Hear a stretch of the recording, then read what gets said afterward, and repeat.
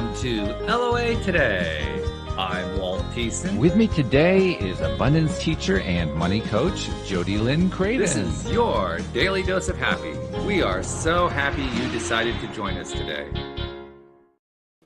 And we hope that your preparations for Christmas are coming along swimmingly, and that you're all excited, especially if you're one of those who have young children at home, because that's always when it's really fun. Like Santa's coming. Santa's coming. That's right. Yeah, the 3 to 8 year old range, where they're still buying into it. They still love the tale. Yeah, I can't wait. I sent my letter to Santa and all that kind of thing. But even if you're not in that boat, I imagine for most people who celebrate Christmas, they're all excited anyway, because Christmas is a nice time, except when you have to deal with the unpleasant relatives. But other than that, it's a nice time. Yeah. Outside of that, everything else is good. That's right. Yeah. Well, that's kind of what we can talk about today, because I mean, we get to choose our friends. It's not so easy to choose our relatives, and we have to see the relatives, on the holidays. That can be a little bit of a challenge, but there are strategies we can follow to make it a more pleasant experience. If nothing else, you can ignore them to a certain extent. Yeah. And then even if Uncle Jasper tries to start a fight about politics or something like that, we could talk about ways. How do you get around that? How do you get away from it? Yeah, that's right. Well, I mean, 'tis the season, and there's a lot in our world going on right now, There politically, is. Yeah. and just a lot of different things happening all at once, in our countries around the world. So there's a lot to talk about, and they've let us out of our cages here, so we're allowed to meet for Christmas. So it shall be interesting. I saw one t-shirt that said, unvaccinated and ready to talk about politics this Christmas. Yeah, they're laying it right out there. Okay, this is what I'm going to be talking about on Christmas. What are you going to talk about? That's right. Yeah. So should be interesting. Should be very interesting. So how about you? What's your situation? You got all your gift wrapping done? No, I'm looking Not at at a all. pile of presents on my table here. I went shopping yesterday. So Okay. I'm always like a late shopper. It used to be like Christmas Eve day, I'd go shopping. Oh, okay. I used to do that actually until Amazon came along. I mean, I love the fact that Amazon will gift wrap many stuff. I didn't even know that. Oh, they do. Yeah, not all of it. For some, I haven't figured out why it is. Sometimes I've even seen with a single product, one day they gift wrap it, and the other day they don't. I'm not quite sure why that happens, but most of the time I'm able to, for an extra $3 or something like that, $4, get a gift wrapped. Yeah. And I mean, they'll talk about making it easy, right? They put the No label kidding. on it, and you got the gift wrapping bag or something, and you got yourself a present delivered. So yeah, I love doing it that way. I got my shopping done a week and a half ago. That's awesome. Yeah, we live out in the country, so it's difficult to get things here on time, like unless you do it super early. So Well, I did say a week and a half ago, right? Yeah. So, I mean, you hit the spot there, but I went to the actual stores, and right now we're having like a Siberia cold snap. So it was minus 35 degrees Celsius yesterday, and it is. That's why as we're doing this, I'm watching you on video, and you got a muffler on, a scarf, a big old scarf on. So that kind of was the clue. Like, it's cold. It's cold. It is cold, and this season. So, something my dad and I started last year is we started doing wagon rides and sleigh rides in the city. Yeah, so we get contracted by this guy, and then we go to different parts of the city, and we do sleigh rides or wagon rides for different communities. Like, we've done one at a school, we did one at a community center, we did one at Little Italy in the city of Edmonton, which is close. Yeah, so we've been doing that for this is our second year doing that, and it's by contract, so we never know really where we're gonna go until we get the contract, and then how long it's gonna be. So that has been interesting because it's been freaking cold. Yeah. Very cold. Why do I get the feeling JodieLynn is not volunteering to drive the wagon or the sleigh? Yeah, no, I don't. I don't often drive. I'm what we call the swamper. So I jump swamper, up okay. and down. I make sure the horses are behaving, and then, like, it's time to go, and I jump in the back of the wagon with everybody else. Okay. Yeah, so it's something just fun that my dad and I like to do, and but it's cold. We have a session booked for this Friday, and it's still supposed to be like minus 20 something with a wind chill, so it feels like minus 30 degrees Celsius. So it's going to be interesting. Canada in winter is for hardy souls. That's the only Yes. way I can describe it. Yes, absolutely. Especially when we get these frigid temperatures. I question why I'm here. I hear you. It's cold and everything's breaking. I actually went and got winter boots yesterday because I have a pair, but long story short, they just were not cutting the mustard. So I was like, I need to invest in some like grandpa-esque winter boots. Right. Like The really, none of this really warm boot ones. stuff. Yeah. Really warm. I looked on the internet and I did some research and I chose a pair, and I got up to the counter yesterday and I was like, okay, so what's the warranty on this? Like, what's the return potential here? And the guy's like, well, it has like manufacturer defects or whatever, warranty for a year, blah, blah, blah. And I'm like, what if they're not warm? Like, yeah, that's not a part of the warranty. I'm like, there's no warmth warranty. Oh no, there's no warmth warranty. He's like, I can like look up the, like ratings for them, and he's like, factor. yeah, everybody's saying that they're really warm and whatever. I'm like, okay, well, we'll see if they work. Helly Hansen, you're gonna get a letter from me if they are not warm. This is not the time to mess around. Don't mess around with JodieLynn. I just take it from me. You don't want to do that. That's right. I come out swinging. I'm small but mighty. And I like to be warm. Yeah, funny thing, huh? Yeah, that's right. I love being outdoors. There's something really special about winter. Even when it is this cold, just like the frost on the trees and how still and serene everything is out in the country, and a very, very crisp. I can appreciate all of those things, but only for short periods of time. And then I must go inside because I am fragile. Yeah, well, you're not that fragile. I know that. No, I just choose not to freeze my butt off. Speaking of not freezing the butt off, I as we're doing this, I hear a cat trying to come in the door, and I need to let him in. So I'm going to let him in, but just take a second and tell listeners about. I mean, we know what it's like living in, from your description, what it's like living in a cold climate, but why don't you move to why don't you snowbird it? Why don't you go to the tropics during the winter? Yeah, I mean, that's a really good question, because I could with what I do with work. My schedule is very flexible, and a lot of my work is online, so I could potentially do it from anywhere. This is the only place I've ever lived. Literally, like I literally live a couple of miles north of where I grew up.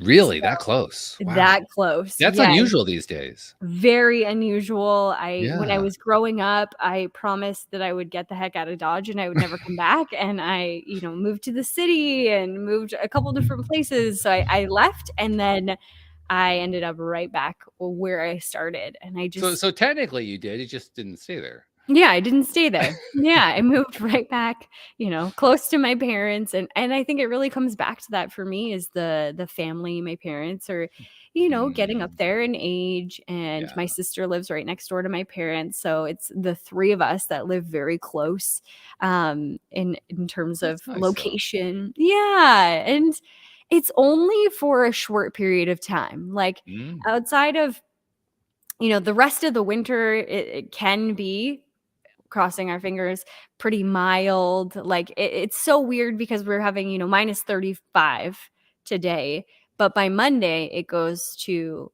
-1. Yeah, so it warms up. That you got a heat wave going on there. Yeah, then we got a heat wave. So traditionally I spend a lot of time inside in the winter, but there's just something so magical about the snow. It looks like, thousands of tiny diamonds. And in the perspective of abundance, when you take a look at snow, it's hard to say that abundance does not exist, because there's millions of snowflakes. Yeah. that all Yeah. come together. So I don't know. There's just something about winter that I love, and I love being close to family. So I guess that's kind of what keeps me here. We usually do go on some sort of winter vacation to kind of break up the winter. So in January or February we'll go. So then it's kind of like we're not frozen to the core. But with the last couple of years, we haven't been able to travel because of COVID. So Right. Yeah. Well, plus yeah, I love the fact that you are so close to your parents and you're able to, I mean, both geographically and emotionally, mentally, all that yeah, kind of stuff too. Because I mean, my parents are deceased. yeah, My dad died in 2008, my mom in 2019, and I can't talk to him anymore. I can't celebrate Christmas with him anymore, you know? yeah. And you don't really think about that so much when they're still alive, but No, afterwards, like, oh yeah. And I'm okay. They had great lives. I'm okay with them being gone and so forth, but still you kind of miss that. So yeah, I'm glad you can totally. experience it now. That's wonderful.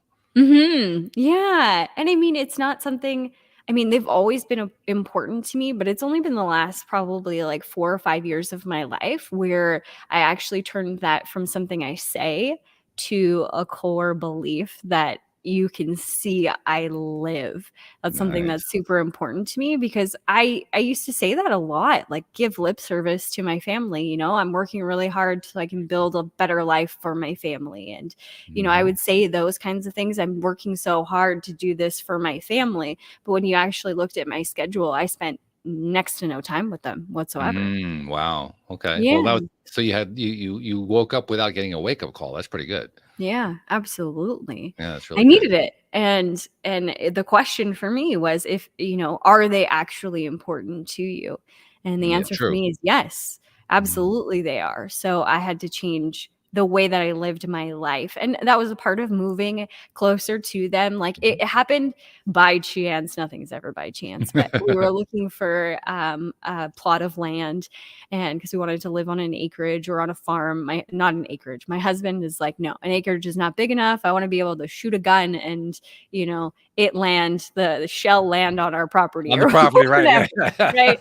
So we wanted to find a quarter section of land, and my dad actually found this piece that we now own. Oh, So nice. Yeah. mhm, Yeah, really good. I like yeah. that. I was having a conversation today with someone new friend actually, and in the conversation we were talking about, among other things, appreciation. And she's also a new listener of the podcast too, which is really cool. So she Oh, knows what we're talking cool. about here. Yeah. But we were talking about appreciation, and this is the time of year for appreciation. I mean, we Sure. don't normally associate that word with the Christmas holiday, but really that's what it is. I Mhm, mean, especially since Christmas has kind of grown beyond the bounds of the religious significance of it, and it has become sort of a cross cultural kind of phenomenon.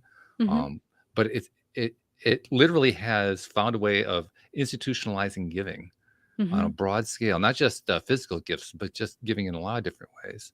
mhm. Not that there aren't also plenty of examples of people who struggle in the holidays because they're dealing with those unruly relatives, or they're, Yeah. the kids are driving them crazy, or they're alone, or they're, there's like a whole list of possible reasons that the holidays can be very, very challenging for people. But nevertheless, even in those cases, it's just there's something about the holiday that just evokes appreciation more than anything else during the year. It that and both American and Canadian Thanksgiving days. Those are also days of appreciation. But Mhm, I love that we have holidays, major holidays that do that, because we talk about that all the time, right? mhm. Appreciation is really big. Well, all of society talks about that for a Yeah. short period of time. Yep, I love that. absolutely. Yeah, and it's, I find what I love about the Christmas season is you get to see, kindness, compassion, Yes. like, just love coming out of so many different places when you're actually looking for it, whether it's with your family and, making a meal, just the act of bringing people together to have a meal and having those kinds of conversations and just being with one another, whether, that uncle or that Yeah. aunt is not very nice maybe sometimes or tries to stir the shit. For the Hmm. most part, I think people are coming together with that belief system or that intention of being together and sharing love. Yeah, I think it's Mhm. true. I think it's very true. In fact, you even see it out and about. I mean, you go to a store or something, Mhm. and there's something about the way the time of year people feel about it, because they're cheerier. I mean, Yes. literally, it's like they're all celebrating Christmas at the grocery store or at the hardware Yep. store or whatever it Yep. is. Absolutely. More friendly. Oh, you go first. Go ahead. Not that you don't get that during the year, but you seem to get more this time of year. Yeah. Well, I think it's in your your perspective. You're expecting to see more of it because it's Right. that True. time of the season. So then it's at the forefront of your mind. So then you're seeing it everywhere, and it's just catapults, right? Or builds. It does. It builds. It sort of creates a momentum of its Mm-hmm. own, and the momentum builds over time. So Absolutely. I think And it's probably the only thing wrong with shopping online. Not wrong. It's not wrong. The only thing not as desirable about shopping online is you don't get to have as much of that experience by shopping in the stores like you do. I mean, you're still Yeah. doing it the more traditional way, so you actually Yeah. get more exposed to it in a sense. Yeah, absolutely. You get to meet all the people and Yeah. yes. But I think that maybe this doesn't apply to the road, especially in winter. I think Well, everybody perhaps not. forgets No. their manners as they're Yeah. driving. That might not be the place. I don't know. But you know what? That being said, I take that back actually because I've been stuck, on the side of the road in the middle of winter close to Christmas, and I Ooh. found that more people were willing to stop and help out, and I've Wow. been willing to stop and help out even though, I don't know anything about cars. I can't change a tire, but I'll try. I will try. So, As you're saying that, I'm recalling an incident. This happened long before I was even married. This is going to be late 1980s, early 1990s, something like yeah. that. I don't remember the exact year, but it was, I think, just after Christmas.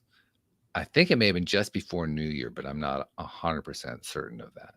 But I was out at, I believe it was a dance event because, I'm a dancer, and it was a social dance event. And when I left the event, it was kind of like what you were talking about, minus 35 degrees with a wind chill and so forth. And it was really cold. I don't remember exactly how cold it was, but it was on that order, Yeah.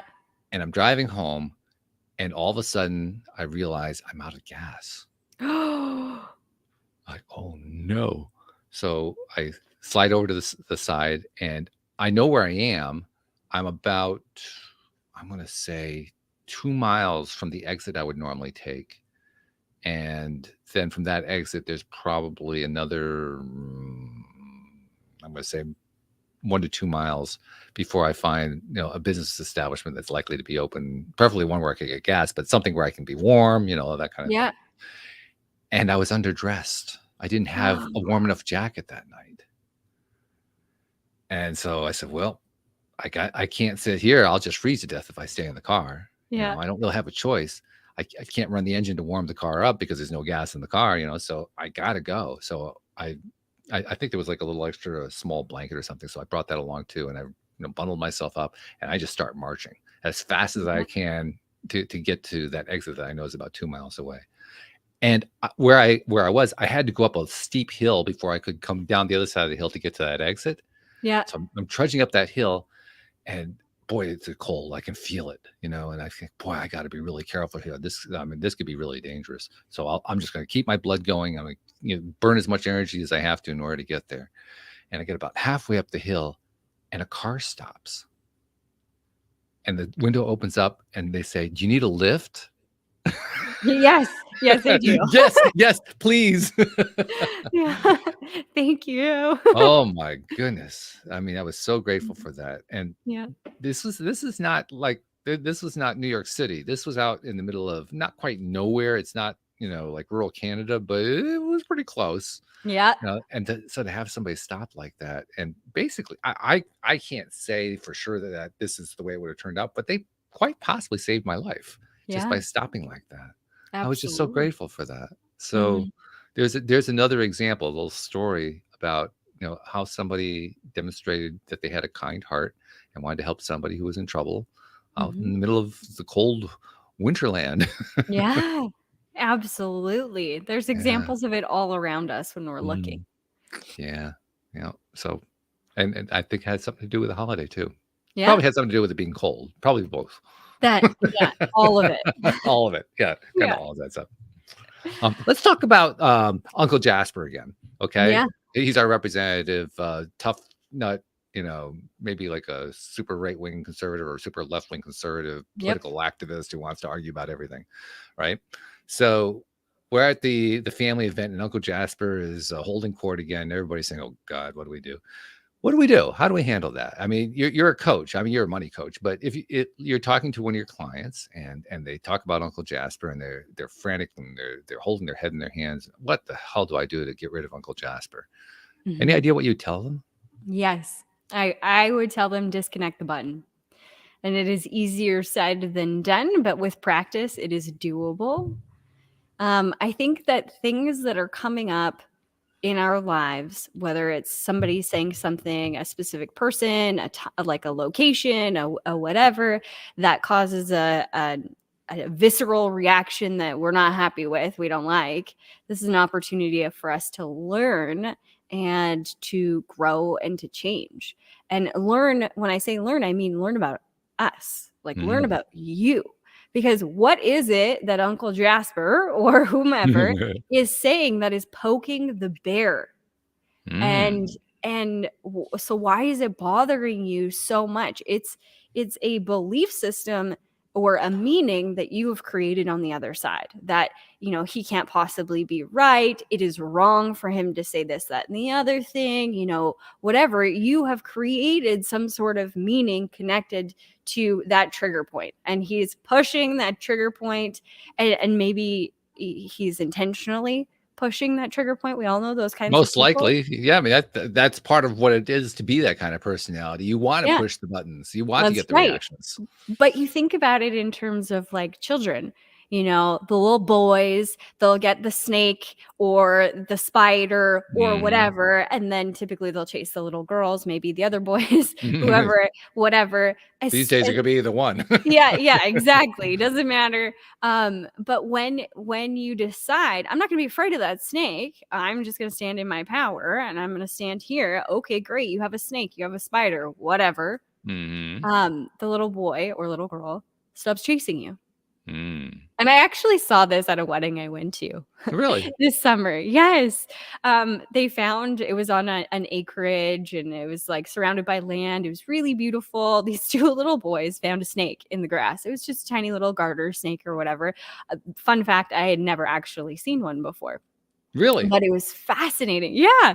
It was fascinating to watch because I watched these boys holding this little snake and running up to all the guests at the wedding. And the guests that were like, cool, and went back to their own conversation, like it didn't bother them. They were not fazed by it whatsoever. They were like, okay, next. Like they went on to their conversation. The boys quickly were like, oh, okay, on to the next person. And not a good target there. Yep. And then they found a little girl who they went up to her and she started screaming. They found their target. Yeah. And running. So they chased her with the snake, around the property, and anybody else that did the same, they also like put it in their face or, whatever. Right. So it's the same thing with adults. Somebody that's trying to push your buttons, the more that they get a response from you, the more that they're going to do it because they like that. They want a response from you. They want to fight with you. Or, that's my perception of what they're trying to do. So don't give them the satisfaction. If you need to remove yourself from the situation, go to the bathroom. Bathroom's a great place to take a breath, to recenter. And if you have the space and you don't feel like people are going to judge you for being in the bathroom for too long, maybe ask yourself some questions. Why does that bother me so much? That what he said or what she said, why does it bother me? What meaning have I attached to it? This is an opportunity for you to get to know yourself on a deeper level. And when you see it, oh, I think that he's being unkind and or he, I don't know, whatever. We need an example of something. But when you can see that you are contributing to the response, you can say, okay, I'm going to take a step back and I'm just going to close that opportunity. I don't need to respond to that. I don't need it's a lot of times it's coming from this need of being heard and being validated in our own opinion. I am right and you are wrong. And that's why we're having this disconnect or this fight right now. What does it matter? You know, will Uncle Jasper ever say to you, yeah, you were right? Yeah, you don't get that very often from Uncle Jasper. Yeah, it's probably never going to happen. Probably not, no. Yeah, and you know what? It's really interesting because I was having this conversation with my dad a couple of weeks ago. We were headed to do sleigh rides, and I was telling him I was having trouble letting go of the way that some of my friends had treated me a number of years ago. They were my best friends, and then they kind of dropped me like a hot potato and stopped talking to me at a very pivotal time in my life where I needed them. And I was angry and I felt wronged. And so I was walking myself through all of the feelings and trying to disconnect this button because it bothered me and it kept coming up that they did this. And what I realized is that I wanted to be right. I wanted them to admit that they caused me harm and that they were a shitty friend. Yeah, absolutely. But the realization in that moment was, okay, then what? Okay, let's say they came up to me and they were like, yeah, we were an awful people to you. And, like a friend shouldn't be that way, whatever. Then what? One, I probably wouldn't believe them because it's been 3 years.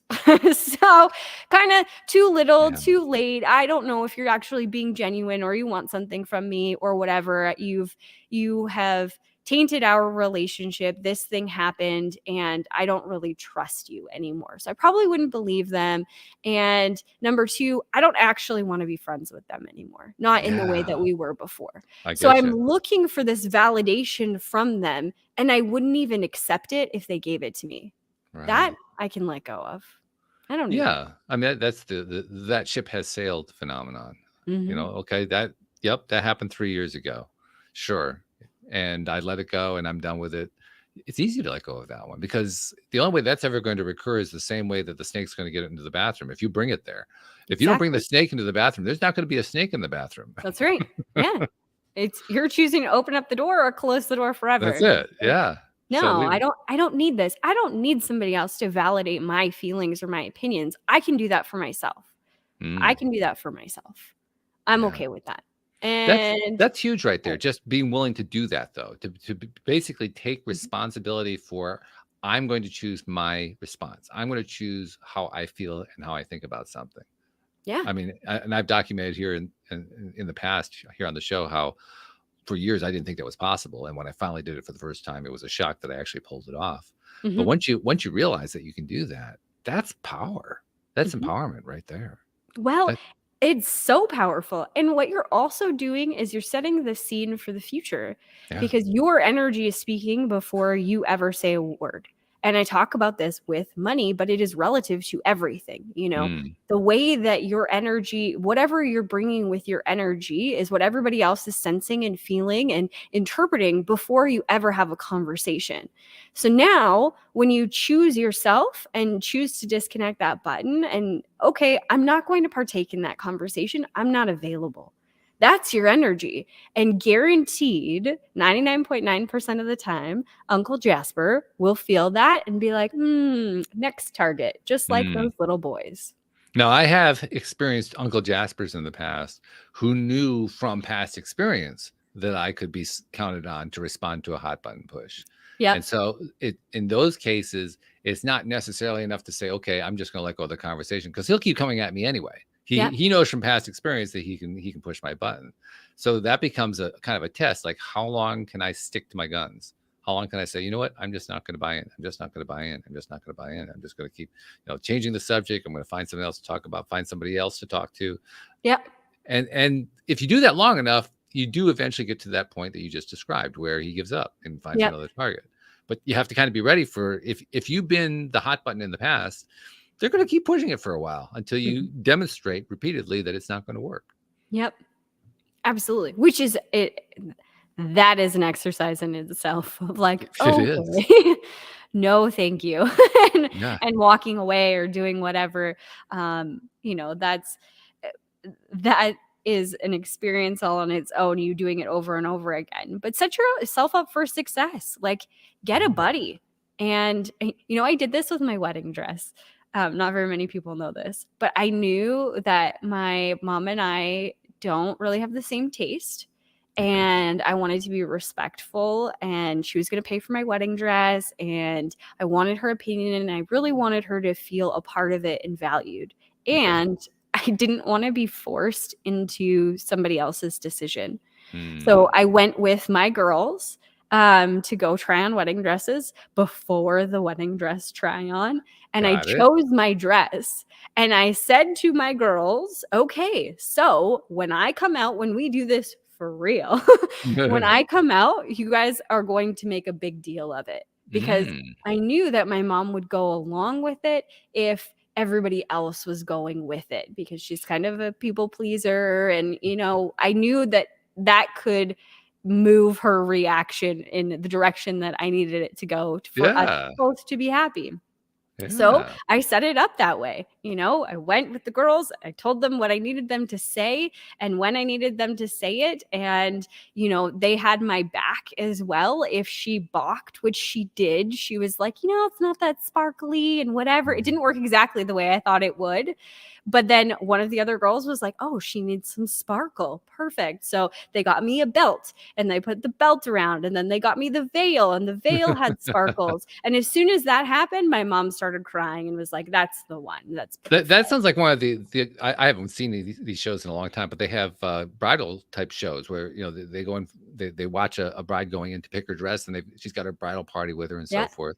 And they put her in 3 or 4 dresses, and none of them really work. And then the 5th dress, which is the one that the person who's serving her wants her to pick, kind of gets a so-so reaction out of her, a little bit better than the others. And then he dresses her up with the veil and all that kind of stuff. Oh my God, that's so beautiful. That's just because what's the phrase they use? They jacked her up. That's what it is. They jacked her up. Yeah. That's right. Yeah, made her feel like a bride. Yeah. That's right. Yeah. So apply the same logic or the same context towards the family situation. That, cousin Eddie is always on your side, thinks very similar to you, also doesn't like when cousin or Uncle Jasper does these kinds of things. All right. So know where cousin Eddie is. All right, great. Nice to see you, Uncle Jasper. I'm just going to go over there. Know where the eggnog is. Find a job for yourself. Oh, I'm going to help cut vegetables. I'm busy right now. Don't bother me. There's probably places Uncle Jasper doesn't go, like the kitchen. The kitchen, it's probably the last place he wants to be, actually. Yeah. Right? Exactly. So know who you're dealing with and how they normally operate, because the, modus operandi is going to be the same. That's true. Yeah. That's the one nice thing about relatives. They're predictable. Yeah. What, each of these different characters are going to do in any given family type gathering situation. Yeah. So play it. Absolutely. Go with it. Yeah. Use it to your advantage, which is a nice different experience from the other one. Yeah, exactly. Then you don't feel like you're, behind the 8 ball. You feel like you're ahead of it, and you're the one calling the shots. Like, okay, now I know what I'm going to do. It's a game. Well, you made reference earlier to the fact that you're actually a money coach, and that when you're dealing with your clients, that's the basis on which you're dealing with them. When you're dealing with them on a regular basis like that, though, that's kind of what you do as a coach. You get to know what their processes are, what their patterns are that they do over and over and over again. And as a good coach, you tap in where it's appropriate for you to tap in to kind of underscore whatever point you're making with them. Show them, here's how you actually manifest what I'm talking about in your behavior on a regular basis. Yes. Right? Yeah, absolutely. Because when you do that, then first of all, what's the way to describe it? You're connecting with them. You're connecting with them on a level that's much deeper than just using some words. They can feel that one. Right? Yeah. And the other thing that you're doing is because you're not really pushing a hot button. You're showing where a hot button is without pushing it. Does that make sense? Yes. Right? I would say that I push the hot button. Do you? Yes, I do. Yeah. Because it's so interesting, especially when people are studying law of attraction. A lot of times they will get stuck in, I have to be positive. So I can't talk about any of the negative aspects. So they're I'm good. So when I channel questions, the questions are designed to poke and to exhibit a response. And the reason why I do it that way is so they can start seeing for themselves how they are responding to things and allow the stuff to come up so that we have a real world example of how they are attracting the things that they don't want with money. And then we have that example right in front of us, live in color right here. So they can choose at this point, now, do you want to see it? Here it is. Not everything's perfect. I'm fine. No. Because they can't control the response, or they haven't in the past been able to control the response because they're not even willing to admit that the response exists. So you bring it forward so that they can see it, and then they have the choice. Do you want to continue to respond this way? Yeah.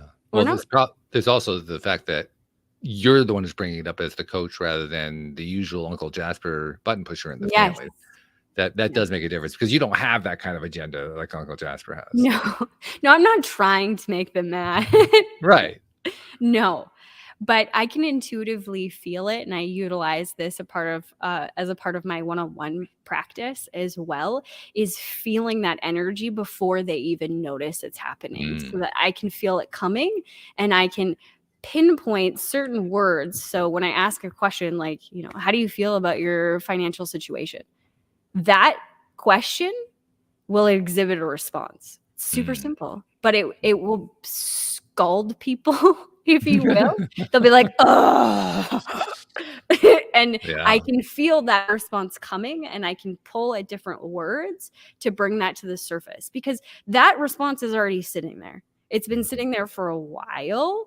It's been locked away, or that person has tried to ignore it for so long that they've forgotten it actually exists in the background. And going back towards the energy conversation, that is what you're putting out there energetically. So we need to clear that. We need to get rid of that, let it go. But you can't let it go unless you actually acknowledge it exists first.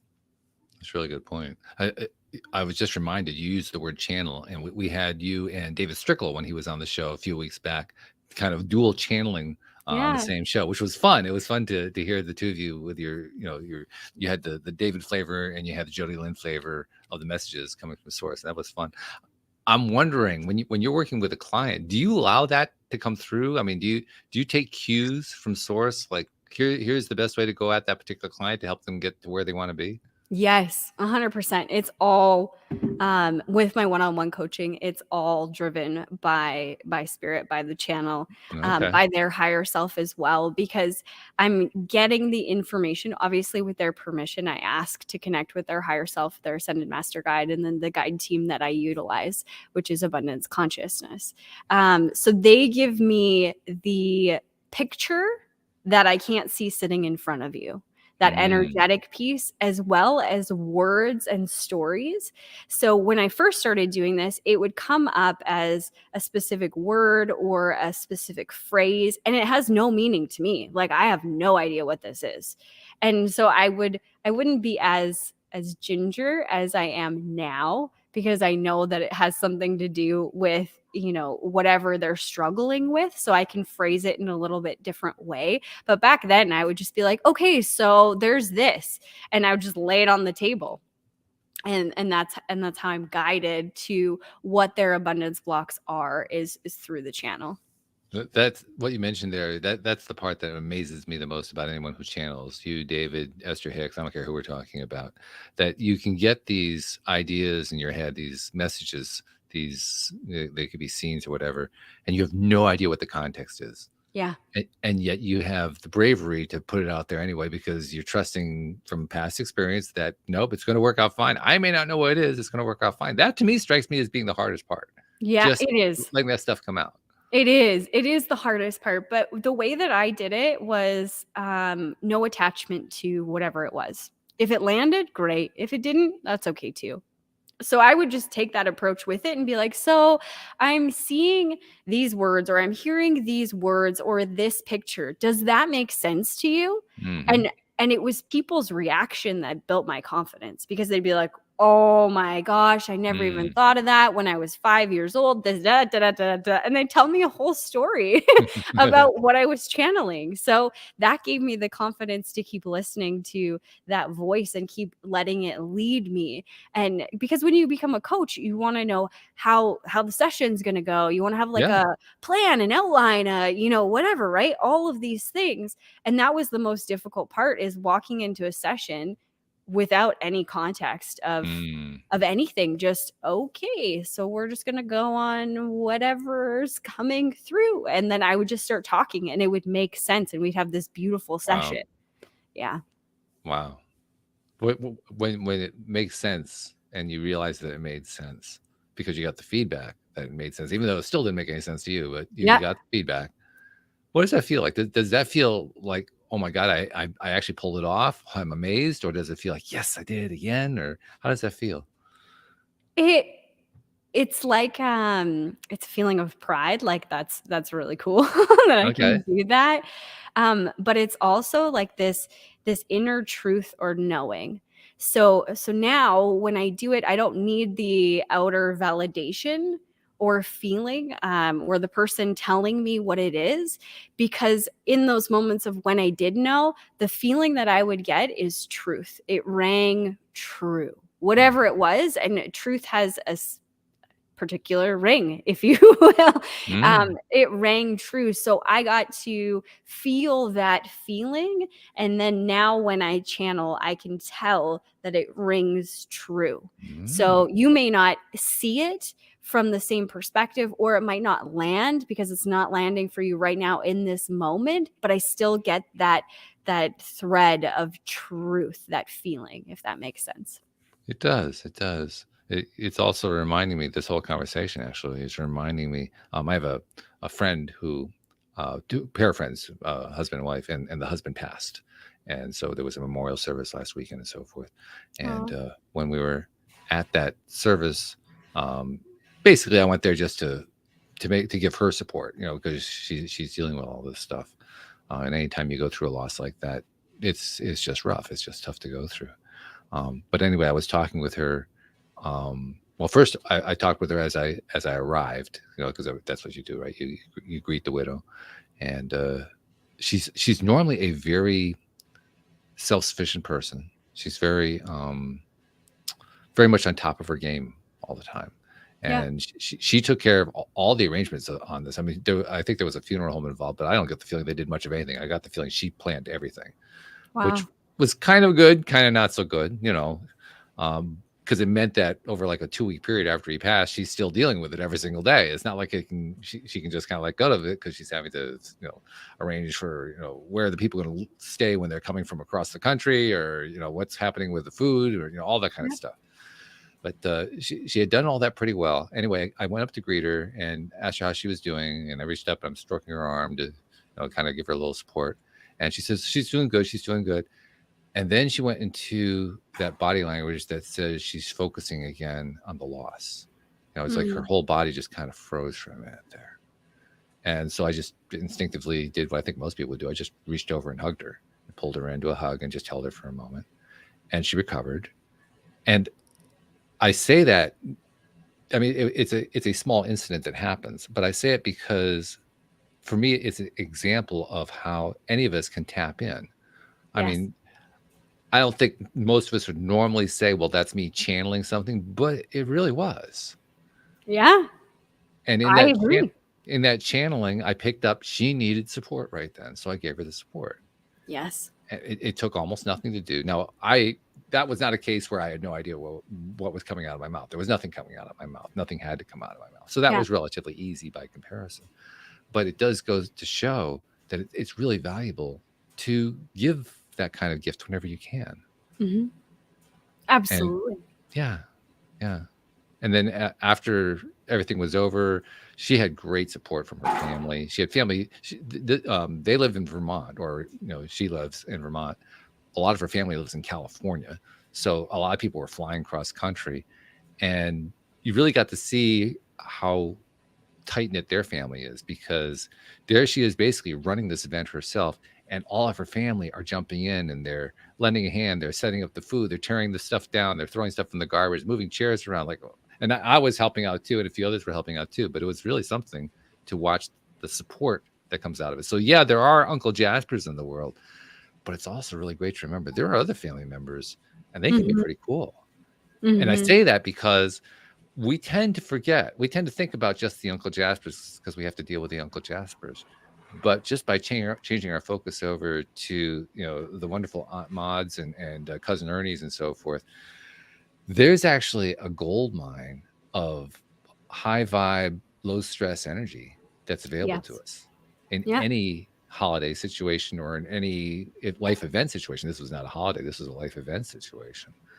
And if we can remember that, that makes it easier to navigate as well. Absolutely. Right? Yeah. And where your attention goes, your focus flows, or however that saying goes, right? Like, what are you looking for? Are you looking for the fight, or are you looking for the peace, the opportunity to connect at a deeper level? Like, what if Uncle Jasper does that because he feels misunderstood and he wants somebody to validate his feelings? Almost certain. Yeah, we're just people. Like, regardless of how old you are or what you've been through or anything, we're just people, and we make mistakes and we mess up and, say the wrong thing, and we're just human, and that's a part of the experience. And it's frustrating when someone doesn't do what you think that they should be doing. But when we can let that go and see that they're just a, scared little boy, or, an angry little boy or little girl or whatever, we can have more compassion for them, and in turn have more compassion for ourselves at the same time. Yes, the two go together. I'm reminded of all the different guests and co-hosts I've had here on the show over the years. And I've mentioned many times, I love the perspectives that I get from all those different people. Well, that's what you're talking about. It's harder to appreciate the perspective of somebody whose perspective you really don't like at all. That kind of rubs you the wrong way, pushes your buttons, to use the phrase we were using before. But by the same token, it's also an opportunity. It's an opportunity to see, okay, well, I know I really don't like that perspective. Can I find some value in it? Can I find something that I appreciate in it? Yeah. And I can't remember if I mentioned it today or in yesterday's show. It was one of the two. If I said it today, forgive me for repeating it. But the idea, the sort of the example that came to mind is you're dealing with somebody, and let's see, how's it go? You're dealing with somebody, and in the process of dealing with them, you realize that they're expressing something you really wouldn't like, but you find a way to appreciate it, and then you get something out of it you never expected. And I think the example I gave, whether it was today or yesterday, I don't remember which, the example I gave was somebody who came onto the show last April, I think it was. It was the only episode in 10 years that I've recorded that I did not publish. The only one. Wow. Because this guy was so awful. He was just a mean person. Oh no, it wasn't during a show. That friend that I spoke with today, I was talking to her. I was telling her the story. That's where it came in. Anyway, but this guy comes on, and I had a co-host that day. A co-host who's actually left the show. She's gone on to do other things, but she couldn't be there that day. So it was just me and the guest. And he had expected she was going to be there, and she wasn't. Well, he had gone to her website. She was also a coach. He had gone to her website and seen something he didn't like. He started attacking her on the show when she wasn't there to defend herself. Oh, wow. And I wasn't having that. I started off politely enough, and I started pushing back on, well, I know Laura really well, and blah, blah, blah, blah, blah. It didn't stop him. He started getting worse and worse about it. He was just really being aggressive with this nasty attitude. And the show, I was able, how I can kind of hold together almost any situation on the show. Yeah. So I kind of held it together, but after the show was done, everything just tasted bad. It was the only show in years where I couldn't say I had my daily dose of happy afterward. And so I said, oh, well, I really don't want to publish this. So I didn't publish it, but I thought about it later, and I realized even in that horrible situation, which I was blindsided on. I didn't expect it to happen at all. And here I'm trying to deal with it on a show, as we're doing a live recording. But even with that, I realized later I learned something valuable. What'd you I learn? didn't expect that, but I learned something valuable. I learned what it is that I don't like on the show. Yeah. And I learned that even if something like that happens, I can still pull off being the cordial host without exploding on the show. Yeah. That's all pretty relevant. good. Yeah. Yeah. So now if I have to deal with an Uncle Jasper, all I have to do is remember that show and say, well, geez, if I can handle that, I can handle Uncle Jasper. Easy by comparison. Yeah. So another example of how perspective, the more perspectives you get, even the ones that you don't like, you can actually get stronger from them. Mm-hmm. Right? Absolutely. You can find something to appreciate. Yes. It's practice. Yeah. It takes practice to do it. It does. It really does. And I think this whole conversation about, disconnecting the button and learning, this is your opportunity to learn. That is a practice. Understanding why you react the way you do in certain situations is a practice. Of understanding, of compassion for yourself, of allowing yourself to identify what it is you're feeling, to even understand what it is you're feeling. Most people are not aware of what they are feeling, nor have a vocabulary to express what they're feeling. So this is your opportunity, whether it's with Uncle Jasper and you actually talk to him about it, or alone by yourself, of sitting there like, okay, what am I feeling? I'm angry. Well, is that the root, or am I disappointed, or am I infuriated? Like, what are the words? Like, if you can, bring out the emotion chart, the emotion wheel, so that you can see, because we have this stunted vocabulary when it comes to how we feel. So this is an opportunity to learn, what is it that I feel? Where do I feel it in my body? Why do I feel this? Without judgment. Without trying to change it and just shift to being positive. This is your opportunity to get to know yourself and truly start to be your own best friend in this capacity. Yeah, that's a great way of phrasing it, to be your own best friend.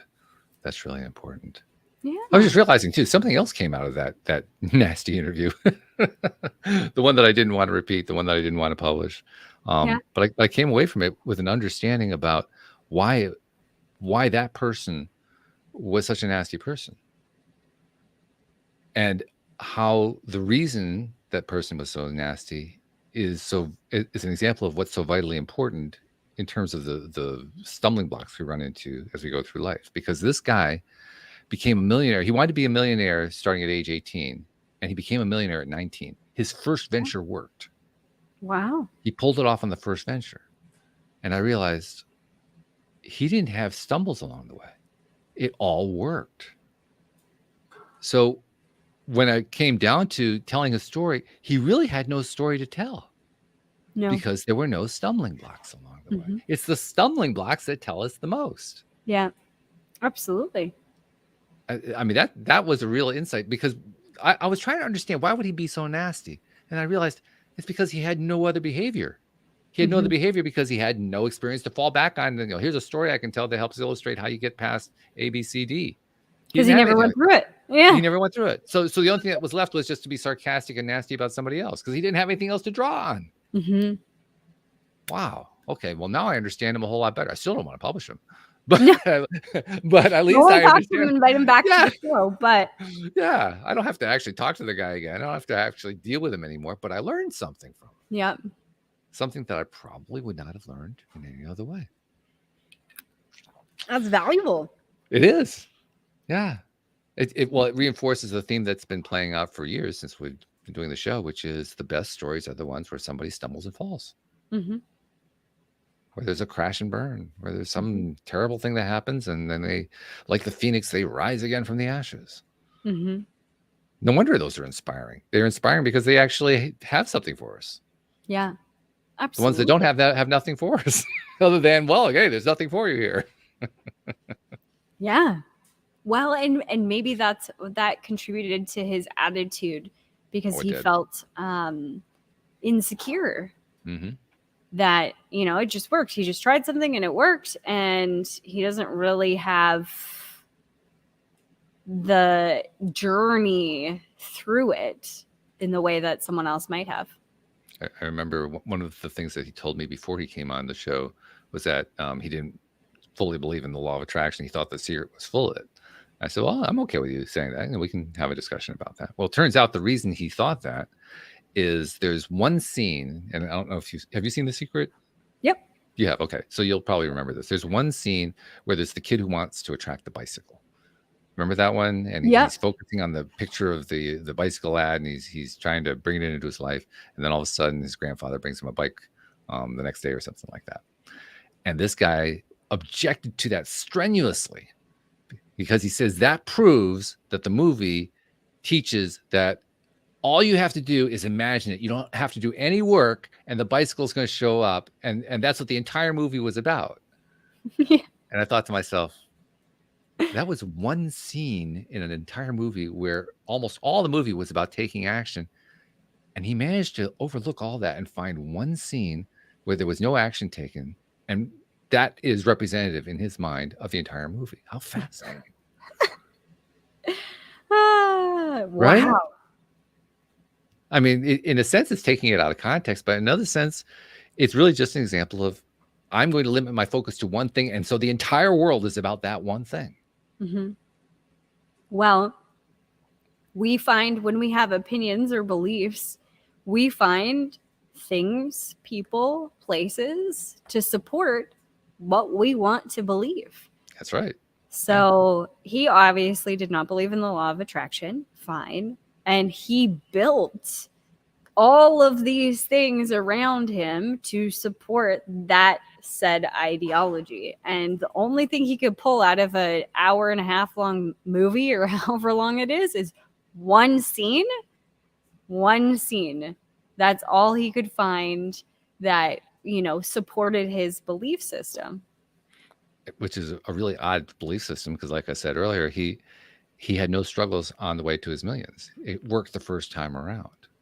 But if I was to hazard a guess, it could be that if he believed in the law of attraction and he believed that played a role, it might take away from all the work and all of the things that he has worked so hard to achieve, which would dull or lessen all of the things like his smarts that it took to get there, and bravery, or the way that he looks at himself. So if I was to hazard a guess, I bet you the law of attraction itself and believing in it goes against what he thinks he did and the reasons why he's great. Therefore, he can't believe it unless he takes apart that picture.